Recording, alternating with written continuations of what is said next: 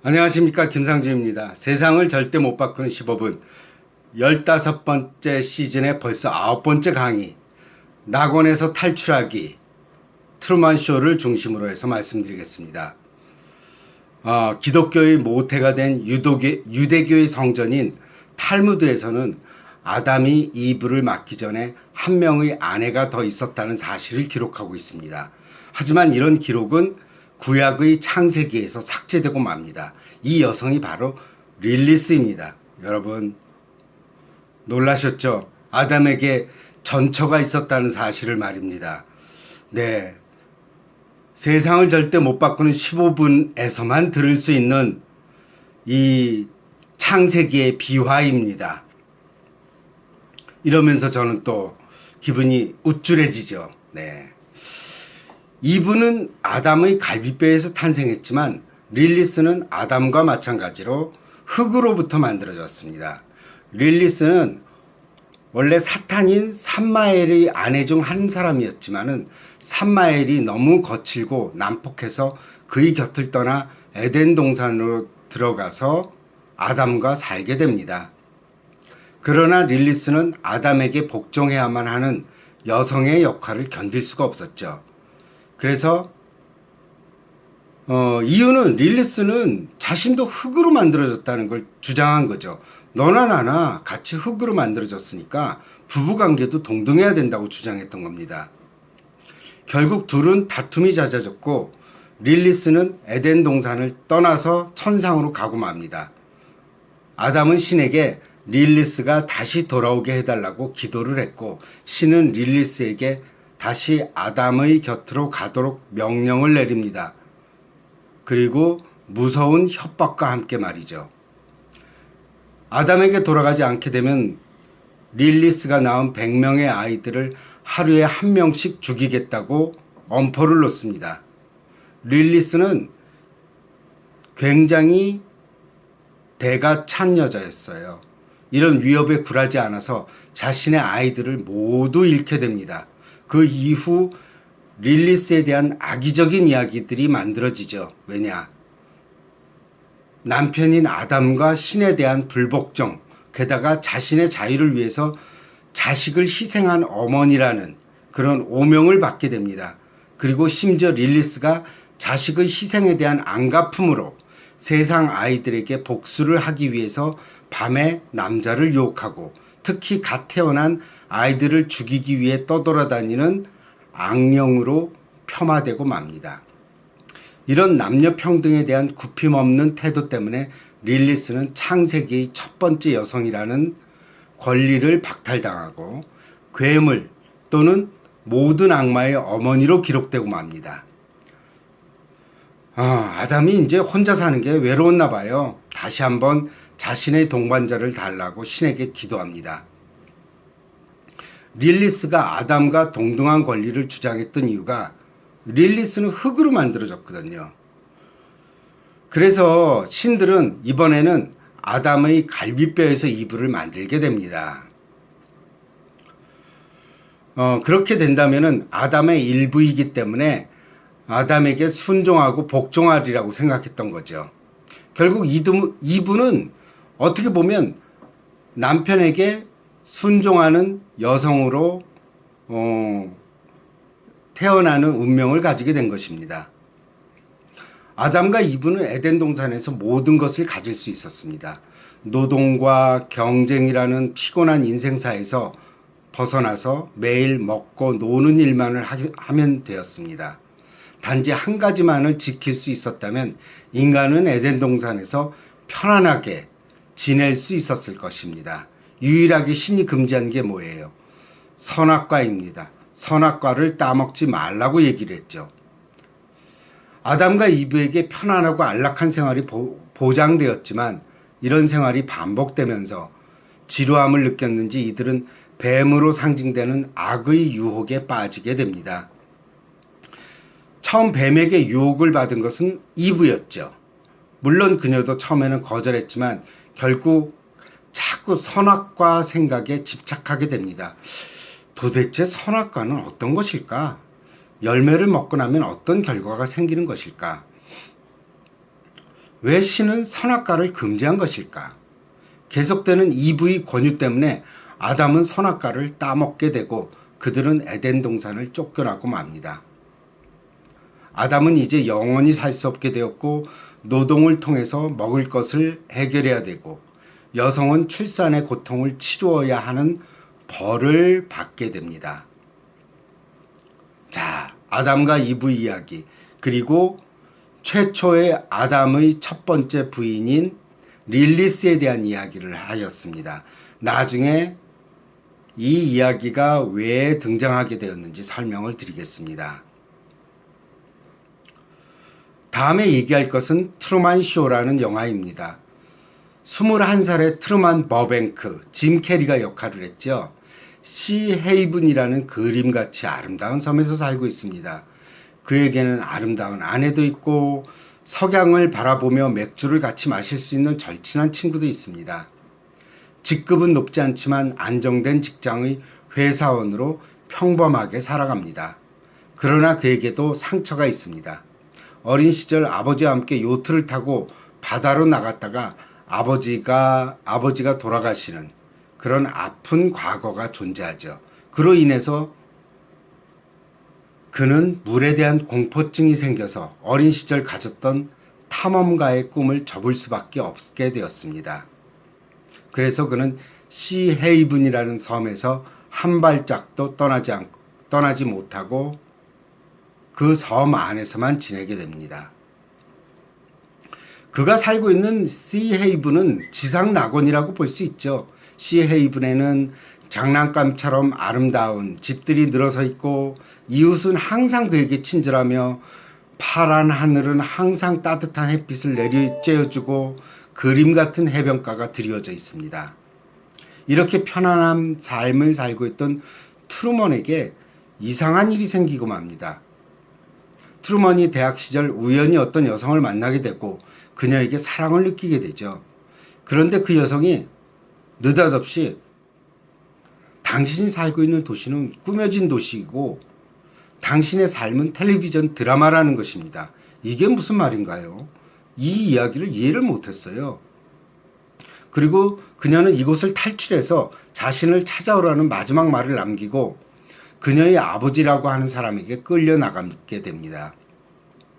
실제로 트루먼은 태어나자마자 방송국에 입양되어서 거대한 인공 세트 안에서 키워졌습니다. 그가 부모라고 생각했던 사람뿐 아니라 그와 어린 시절부터 친했던 친구 그리고 그의 아내도 모두 배우였던 겁니다. 그리고 그의 모습은 그의 집, 자동차, 거리, 직장에 숨겨져 있는 몰래카메라를 통해서 전 세계로 방송되었던 것이죠. 트루먼 쇼에서 그는 자신의 의도와 상관없이 주연 배우의 역할을 하고 있었던 것이죠. 트루먼은 결혼 후에도 대학교 때 만났던 그녀를 잊지 못해서 항상 피지로 그녀를 만나러 가는 꿈을 갖고 있습니다. 그리고 점차 트루먼은 자신의 삶이 뭔가 조작되어 있고 이 섬은 거대한 텔레비전의 세트라는 사실을 결국 알게 되죠. 그래서 탈출을 시도하지만 실패하고 맙니다. 바로 그의 탈출을 막기 위해서 죽었던 아버지를 재등장시킵니다. 그래도 탈출하겠다는 꿈을 버리지 못한 트루먼은 결국 요트를 타고 이 섬을 빠져나가게 됩니다. 그러나 그를 감시하는 5천여 개의 몰래카메라는 그가 있는 곳을 곧 발견하게 되고 그가 방송국에 입양되면서 29살이 될 때까지 트루먼 쇼를 만들었던 연출가였던 크리스토프, 즉 에드 해리스라는 배우가 연기했죠. 크리스토프는 겁을 줘서 트루먼을 섬으로 돌려보내야 되겠다고 생각합니다. 그래서 인공 파도가 작동되게 되고 트루먼은 익사 직전까지 가게 되죠. 그래도 트루먼은 거대한 인공 세트의 끝에 죄송합니다. 뭘 먹었는지 이렇게 트림이 나면 끝에 다다릅니다. 그는 이제 세상으로 나갈 수 있는 비상구 앞에 서게 되죠. 이때 제작자인 크리스토프는 트루먼에게 인공 세트 밖의 생활은 시헤이븐처럼 안락하지 않고 범죄와 불행이 도사리고 있다고 경고하고 이곳에 머물기를 종용합니다. 그러나 트루먼은 비상구를 열고 조작되지 않고 누구의 지배도 받을 필요가 없고 누구의 눈에도 벗어날 수 있는 그런 세상으로, 현실의 세상으로 과감히 걸어나가게 됩니다. 트루먼 쇼는 아담과 이브의 이야기와 매우 흡사한 줄거리를 갖고 있습니다. 영화 속에서 트루먼 쇼의 연출자였던 크리스토프는 사실 에덴 동산을 만들었던 신과 같은 위치에서 트루먼의 운명을 조작했기 때문이죠. 그는 시헤이븐이라는 인공 세트를 지상 낙원으로 꾸며놓고 트루먼에게 아름다운 아내와 좋은 직장 그리고 자상한 부모를 제공하였습니다. 도대체 트루먼에게는 부족한 것이 없었습니다. 그러나 에덴 동산의 선악과처럼 트루먼에게도 금지된 것은 존재하고 있었죠. 그것은 인공 세트의 안에서만 살아야 되고 밖의 세상에 대해 관심을 가져서는 안 된다는 점이었습니다. 트루먼이 어린 시절 가졌던 모험가의 꿈은 바로 어쩌면 선악과에 해당된다고 볼 수 있죠. 그래서 그가 에덴 동산으로 상징되는 시헤이븐을 빠져나가려는 꿈을 꿀 때 크리스토프라는 이 신은 아버지를 빼앗아가는 벌을 내림으로써, 즉 아버지가 익사하잖아요. 그래서 물은 무섭다라는 생각이 들어서 섬에 꼼짝없이 갇히게 되는 신세를 만들어버립니다. 그러나 에덴 동산에서 처음에는 릴리스가, 나중에는 이브가 그랬듯이 신이 정한 규칙을 깨트리라고 부추긴 것은 여성이었습니다. 이브가 아담에게 선악과를 따먹으라고 부추겼듯이, 선악과가 무슨 요플레도 아니고 떠먹어 따먹으라고 부추겼듯이 영화에서 트루먼은 우연히 만나 사랑에 빠진 여성으로부터 시헤이븐이 거대한 인공 세트라는 사실을 듣게 된 것이죠. 처음 아담이 선악과를 따먹는 것에 주저했듯이 트루먼은 그녀의 말을 듣고 반신반의할 뿐이죠. 그러나 결국 아담이 선악과를 베어먹었듯이 트루먼은 과감하게 시헤이븐이라는 에덴 동산을 벗어날 것을 선언합니다. 아담과 이브의 이야기는 말이에요. 종교적인 해석을 떠나서 심리적인 의미를 우리에게 주고 있습니다. 성경 속의 에덴 동산과 트루먼 쇼의 시헤이븐이 상징하고 있는 것은 어린 시절부터 우리에게 주입되고 또 교육되어 왔던 사회 제도나 가치관을 상징합니다. 우리는 어릴 때부터 이런 기성의 가치관에 적응하는 것이 가장 안락하고 편안한 삶이 제공된다는 것을 배우면서 우리는 커나갑니다. 또한 이런 기존의 생각들이 가장 옳은 길이라고 철석같이 믿게 되죠. 또한 사람들은 남들 그리고 사회 전체에 자신의 생각을 맞추면서 살아가게 됩니다. 이런 가치관은 도덕적인 판단과 맞물려서 여기에서 벗어나면 자신이 죄를 지은 건 아닌지, 일탈자라는 것은 아닌지 이렇게 자책감도 갖게 만듭니다. 기존의 가치관을 뛰어넘는 사람은 결국 에덴 동산에서 쫓겨나 벌을 받은 아담과 이브의 신세가 되고 말죠.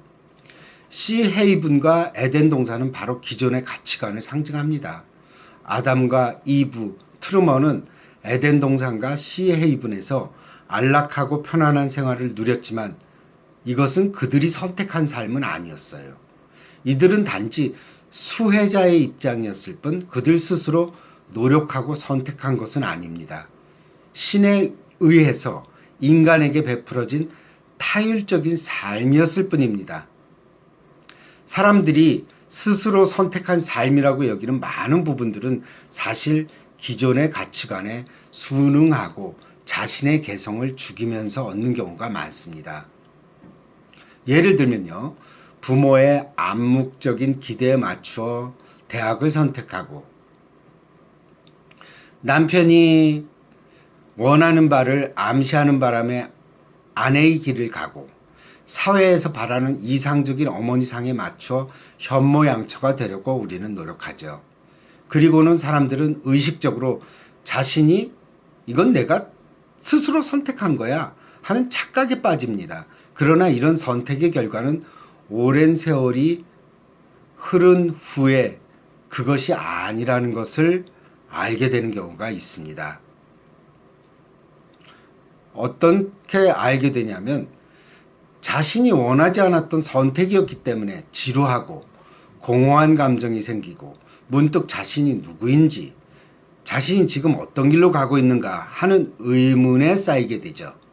결국 많은 사람들은 마음속에 만들어 놓은 시헤이븐과 에덴 동산에 갇힌 채 사회가 요구하는 대로 선악과를 먹을 엄두도 내지 못한 채 숨 죽이며 살게 됩니다. 자, 트루먼이 인공 세트를 벗어나려고 했던 것은 인간에게 존재하는 자신의 개성 또는 자유에 대한 열망과 인간이 가진 자율성을 상징합니다. 트루먼과 아담은 신으로부터 모든 것을 받고 사는 이런 수동적인 삶에서 벗어나서 처음으로 스스로 결정한 것이 바로 시헤이븐을 탈출하고 하거나 또는 선악과를 따먹는 일이었습니다.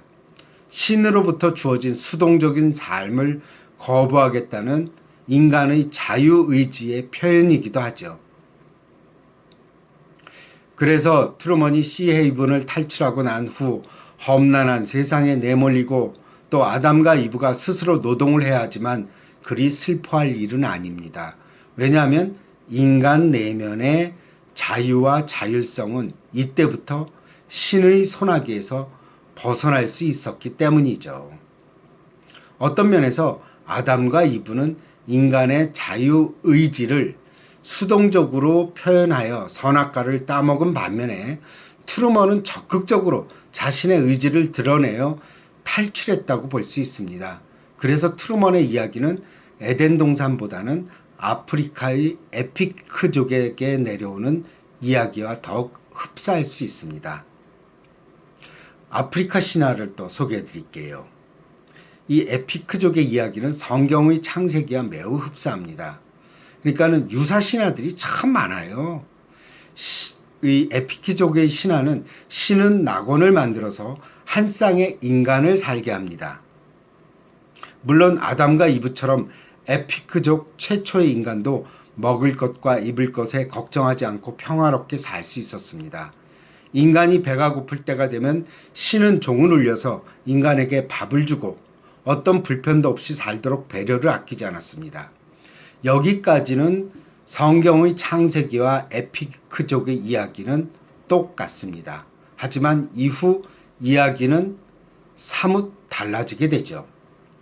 에피크족 최초의 인간은 이런 편안함에 길들여지는 것에 점차 환멸을 느끼기 시작합니다. 이들은 신에게 종속이 되어서 먹을 것과 입을 것에 의존하는 것이 너무 재미가 없어졌기 때문이죠. 이들은 감히 신에게 낙원을 스스로 나가겠다고 선언합니다. 이게 뭔 뚱따지 같은 소리입니까? 그 안에 있으면 먹을 것도 주고 입을 것도 주고 노동을 안 해도 되고 그 다음에 질병의 고통에서 벗어날 수 있고 모든 것이 갖춰져 있는데 여기 이런 지상낙원에서 나가겠다는 거예요. 물론 이 한 쌍의 인간이 이런 결정을 내리기까지 많은 갈등을 겪은 건 사실입니다. 당장 이들은 자신의 먹거리를 위해서 힘든 노동을 해야 하고 찬바람을 막을 집을 지어야 할 것이고 사나운 짐승으로부터 자신을 보호해야만 하고 병마와 싸우고 이제 영원히 살 수 있는 불멸의 신화는 깨질 것이기 때문입니다. 단지 인간 스스로 할 수 있다는 자율성 하나를 회복하기 위한 대가치고는 너무나 크기 때문이죠.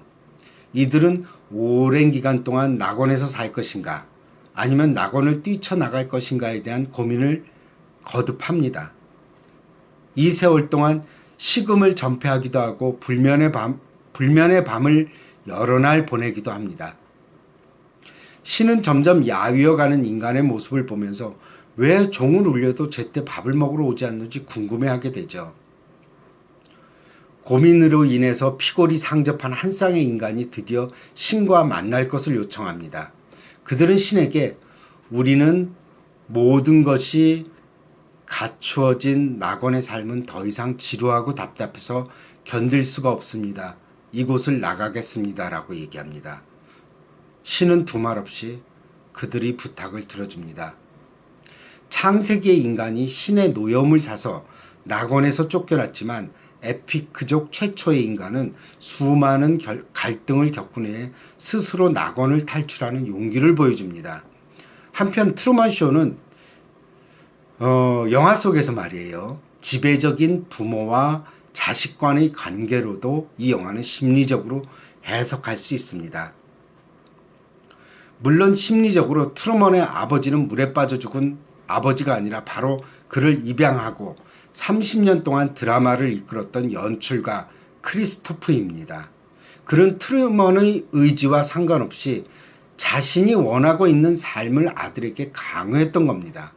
모험가라는 위험한 일을 하려는 아들을 보호하기 위해서 극중의 아버지를 익사시키기도 하고 자신이 진정 사랑하는 여성을 만나려 하는 트루먼에게 자신이 결정한 배역의 여성을 접근시켜서 결혼까지 시킵니다. 물론 그가 접하고 있는 모든 일상은 사실 트루먼 모르게 전부 꾸며진 것이죠. 아버지가 모든 걸 총괄한 겁니다. 그의 인생을. 이것은 흔히 접하게 되는 지배적인 부모의 모습과 아주 흡사합니다. 트루먼이 영화 속에서 자신의 운명이 연출자에 의해서 꾸며지고 있다는 사실을 모르듯이 지배적인 부모들은 자식이 알아차리지 못하게 자식의 운명을 좌지우지하려는 경향이 많습니다. 그리고 이런 부모들이 제일 두려워하는 것은 바로 자신이 설정한 환경에서 벗어나려는 자식의 태도죠. 이들은 영화 속의 트루먼처럼 자신이 설정한 환경 밖으로 벗어나면 위험과 불행이 도사린다고 경고하고 자식이 자기 스스로 운명을 결정하는 것을 참을 수 없어 합니다. 그런 경고에도 불구하고 자식이 자신의 품을 떠나려고 하면 크리스토프가 인공파도를 일으킨 것처럼 자식의 결정을 방해하기도 하고 의절하겠다는 협박을 하기도 합니다. 자식도 또한 부모가 나를 얼마나 고생하며 키웠는데 라고 생각하고 부모의 뜻에 굽히기도 하죠. 물론 트루먼이 인공 세트를 탈출할 때 아버지인 크리스토프에게 맞섰듯이 커다란 용기를 가지지 않으면 지배적인 부모 곁에서 떠날 수는 없습니다. 하지만 트루먼은 지배적인 부모를 벗어나게 되죠. 자, 마지막으로 아담과 이브의 이야기에서 재미있는 점은 처음 선악과를 먹고자 했던 것은 이브라는 점입니다. 이로 인해서 모든 죄는 여성이 짊어지게 되었고 여성 비하의 빌미로 작용해 왔습니다. 그러나 아담에 비해서 이브는 이중의 구속을 받은 상태였죠. 에덴 동산이라는 사회적인 압력, 너무나 잘 짜여진 것에 대한 지루함, 답답함, 이런 것과 또 하나는 아담이라는 남성의 굴레, 그리고 가부장제에 순응해야 된다는 그런 복정적인 태도를 가져야 한다는 것들, 그런 것 때문에 이브는 두 번의 구속을 사실은 받고 있던 상태였죠. 그런 면에서 릴리스는 에덴 동산뿐 아니라 아담이라는 자신을 구속한 것도 거부합니다. 소극적인 이브는 아담을 설득해서 선악과는 먹게 했지만 아담의 구속에서는 사실 풀려나지 못했습니다. 에덴 동산에서 벗어나서도 가부장적인 아담에게 매어 살게 되죠. 어찌됐든 릴리스와 이브는 사회적인 구속을 거부했다는 점에서 도리어 용기 있는 인물이라는 점입니다. 그리고 인간에게 자유와 자율성의 가능성을 열었던 여성에게 우리는 어쩌면 폄하가 아닌 감사를 해야 할지도 모릅니다. 그런 의미에서 이제 아담과 이브의 이야기는 여성에 대한 폄하의 구실로 이용되어서는 안 됩니다. 아, 이분 네가 꼬셔가지고 선악과 먹게 했잖아. 그래서 여성은 원죄를 지어야 되고 출산의 고통을 받아야 되고 싸다 싸. 이렇게 얘기해서는 안 된다는 얘기죠. 어떤 이들은 성경을 글자 그대로 해석하는 분들도 있어요. 아담과 이브의 이야기를 글자 그대로 받아들여서 모든 죄를 여성으로 돌리는 것을 보는 그런 분도 있다는 것을 저는 알고 있습니다. 아담은 선악과를 먹은 것에 대해 질책하는 신 앞에서 모든 잘못을 누구한테 돌려요? 비겁하게도 이브와 뱀의 탓으로 돌리는 그런 비겁자의 역할을 하기도 합니다. 여러분, 우리가 우리 삶에 어쩌면은 낙원이라고 생각했던 것이 우리에게 굴레가 된다는 것을 한번 되돌아보시기 바랍니다.